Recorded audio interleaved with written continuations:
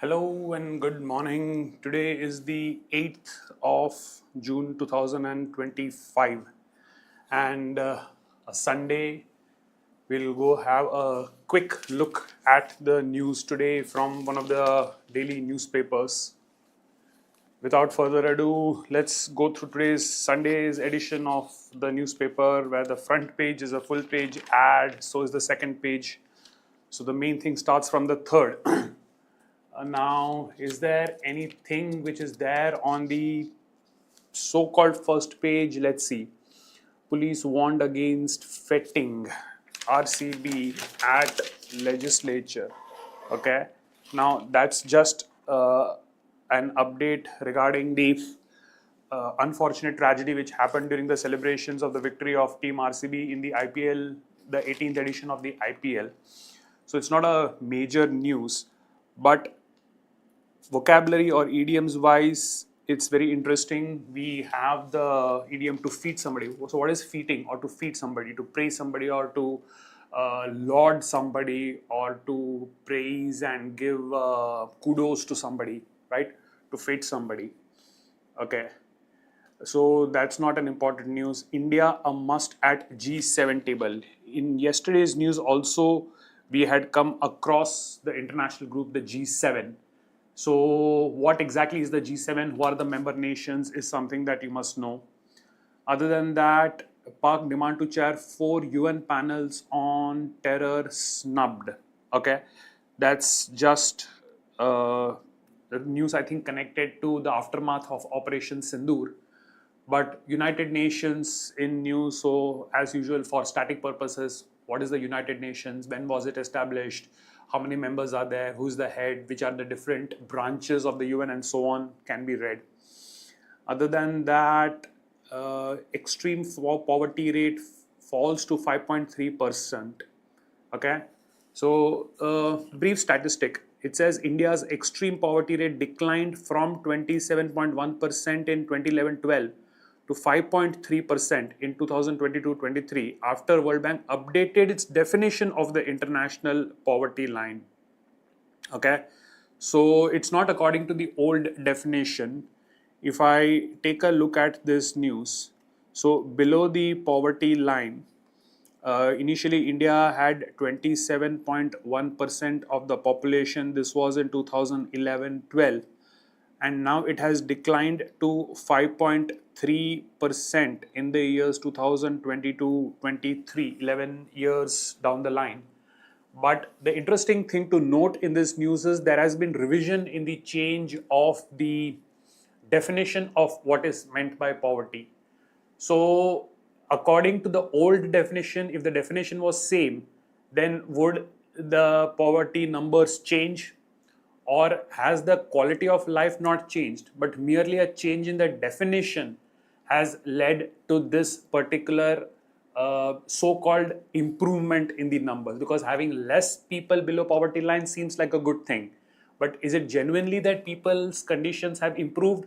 Or is it just a redivision of the poverty line, resetting of the poverty line, and a change in the definition which gives this illusion of change?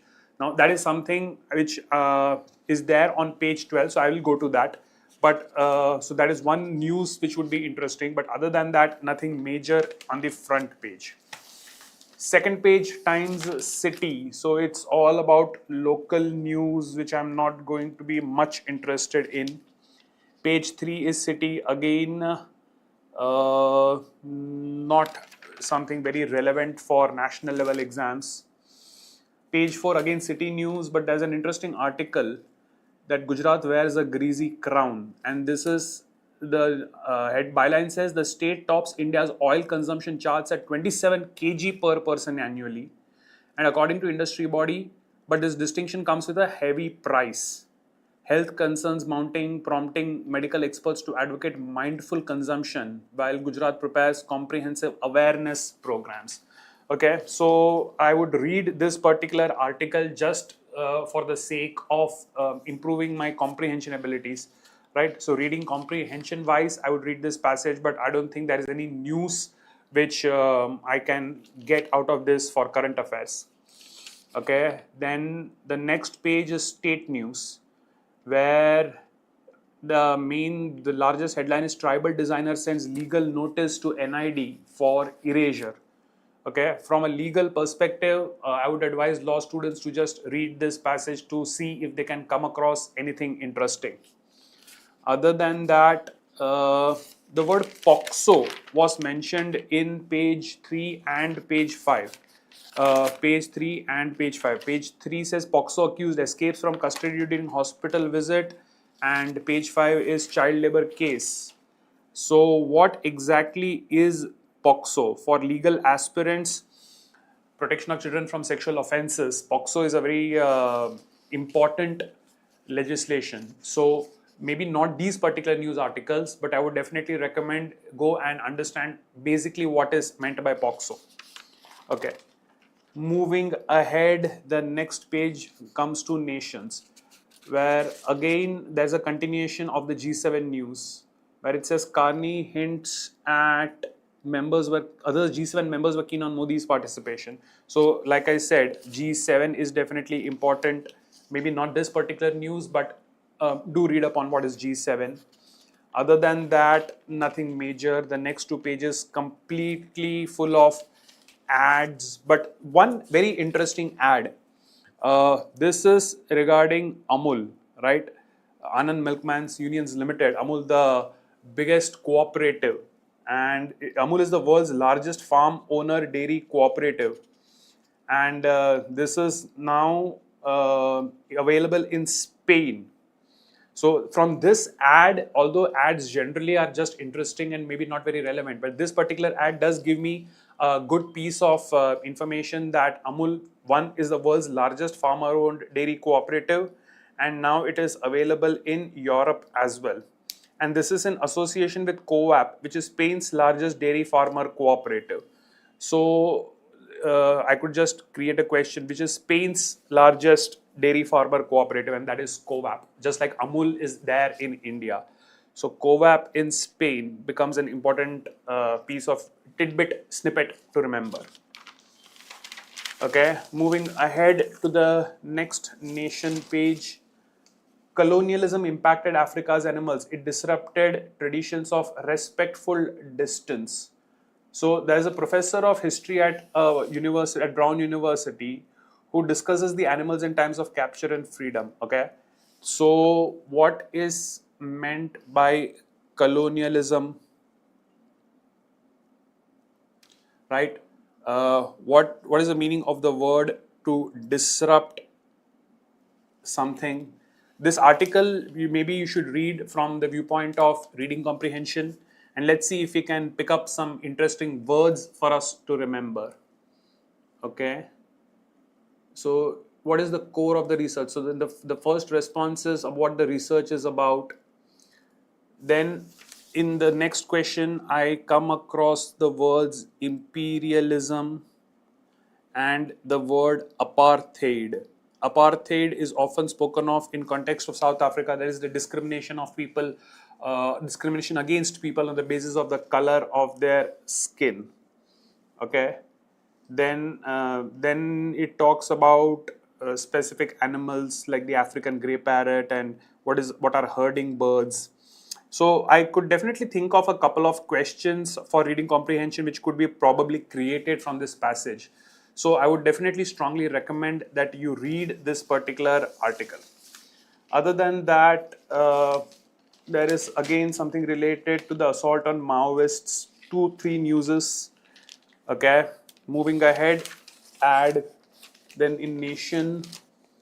Okay, so remember on page 1 we had a basic news title about reduction of number of people below poverty line. So let's read this article and see if there is any interesting update on that.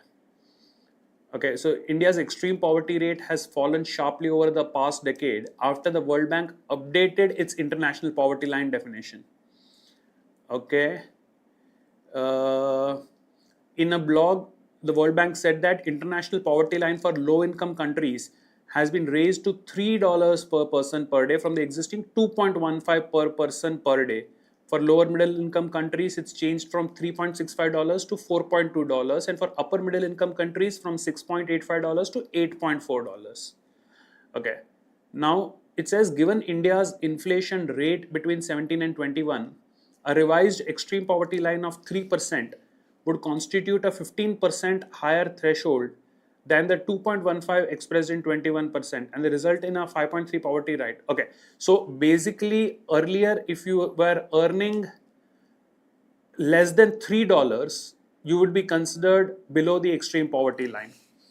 Now the revised number is $2.15, which means even if you are earning between $2.15 and $3, in the older definition you would be below extreme poverty, but currently you will not be. So even if your overall situation hasn't changed, even if you are not exactly earning more, just because the goalpost has shifted, now you will no longer be classified as below extreme poverty line. Okay. So a lot of statistical numbers are given in this passage.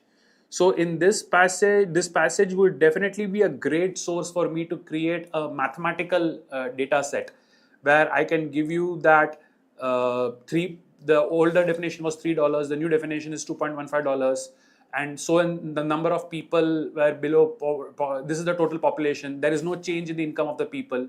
Then if this is the percentage below poverty line and these are the percentage above, then what is the actual number of people who have been now reclassified as being above the poverty line, just off the top of my head.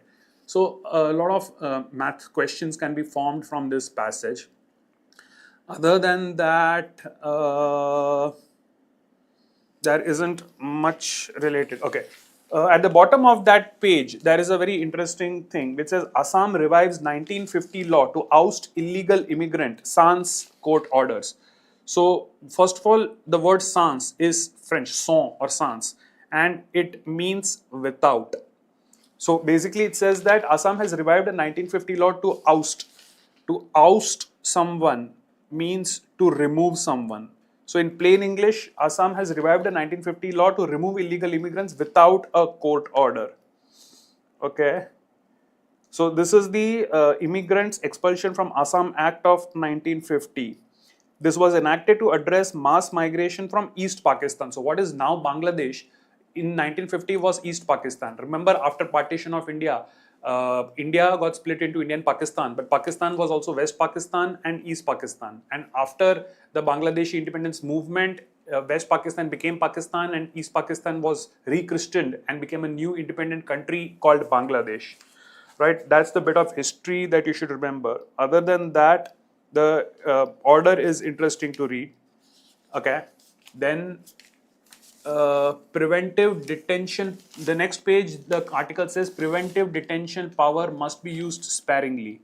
Okay. So what is meant by the concept of preventive detention? Law aspirants should definitely read upon this. And the expression to use sparingly, what does it mean? So to use in a very limited manner. To use sparingly means to use something in a very limited manner. Okay, I'm going to rewrite that. Use sparingly. Right. So provision lends extraordinary powers in the hands of state. Okay, so law aspirants, I would recommend you read this particular passage. You can find some interesting concepts in that, interesting names in that. Then there is this opinion page, the middle page, titled All That Matters. So remember a couple of days back, we were talking about a concept called delimitation, which has to do with drawing the boundaries to mark constituencies as used for election purposes. So there is an opinion article by Ravi K. Mishra who says, which is titled, Who's Really Overrepresented? Busting Delimitation Myths. So Mr. Mishra is a historian and the author of a book. And he's also the joint director for the Prime Minister's Museum and Library. So this definitely would be a great article to read, to understand, because like I mentioned, delimitation is going to be a major point when census 2027 I think takes place, it will be related to that. So definitely this article is worth reading. Then there is another boxed article talking about Trump is forcing us to confront myth of the American dream itself. So there is a very popular phrase called the American dream. It basically talks about aspirations of people and what people want to live in the Western world. So this article is a conversation with Shruti Sonal, Ragini Tharur Srinivasan, an English professor, and Chi Rainer Bonfrey, who co-founded a school for activists. So it talks about the COVID years and the impact of Trump. So this definitely is an article which would be worth reading. Then Swanomics is a popular section of this paper. It's by Swaminathan Anklesariya Iyer, and it's titled "Why India Should Not Worry About Chinese Dams on the Brahmaputra." Now, remember, before Operation Sindoor, after the Pahalgam attacks, India was rethinking the Indus Water Treaty, that is a water sharing between India and Pakistan. And there was a lot of news about Pakistani people claiming that the Chinese would help Pakistanis by retaliating against India by affecting the flow of the Brahmaputra. So this seems to be an interesting take on why we should not worry about the Chinese dams on the river Brahmaputra. Okay, so Brahmaputra and Chinese dams. This is definitely an article which I would be looking at. Then by Chetan Bhagat, infamous, but definitely very widely read author. He has written an article, Ukraine's AI-powered war has lessons for India and the world. Definitely an article worth reading. And again, a guest article by Abhishek Avtans, where it is, Who's Afraid of Mysore Pak? The Bitter Taste of India's Language Wars. So, the two things, Ukraine's AI-powered war, that article, and language wars in India. So, today's middle page seems to have a lot of, in fact, 5 major articles which seem to be very, very interesting. And then there is something called word drop, where a word dude wars has been talked about, seems to be an interesting thing. Dude wars is a term which refers to the dissolution of a bromance. So bromance is supposedly a romantic relationship between men, not in that sense, but when two men are close, and then so the opposite of that seems to be a dude wars, like a divorce. Okay. Then in Times Special, there just seem to be a few interesting articles which can be read from the perspective of language. Inquisitive. Okay, there is a quiz here which is by Joy Bhattacharya, and it seems to be a general quiz. So I would very strongly recommend you try and take this quiz, which should be it should be fun. It should be fun, and you might learn a thing or two. Okay. Then again, the Time Special page. The next page talks about census and about counting of castes, which is being talked about, right? So the title is No Consensus, Why Counting Castes in India is a Minefield. So definitely I would recommend you go through this long article.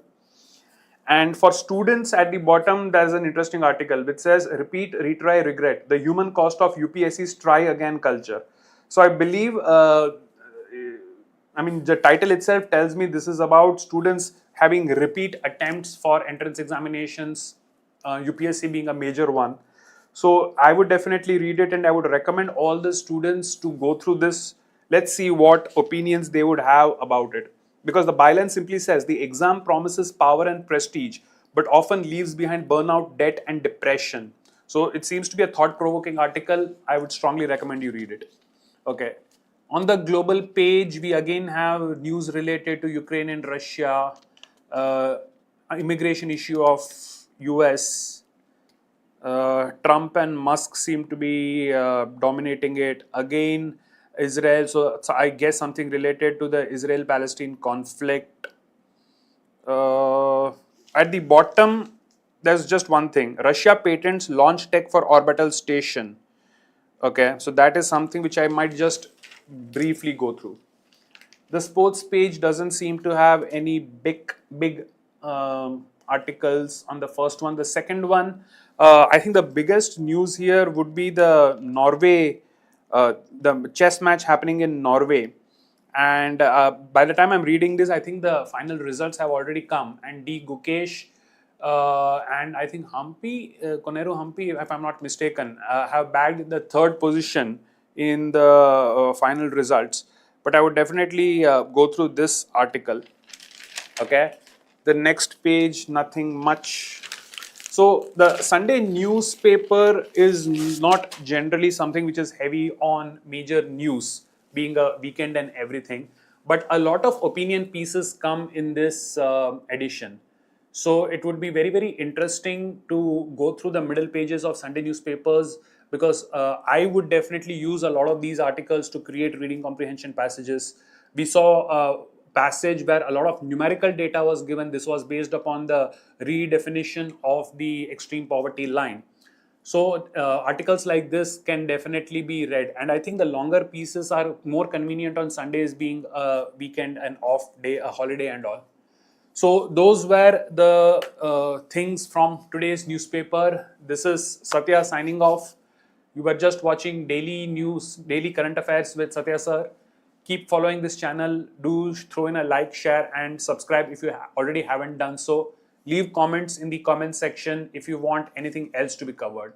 Till then, keep reading. Wish you all the very best. Have a good day.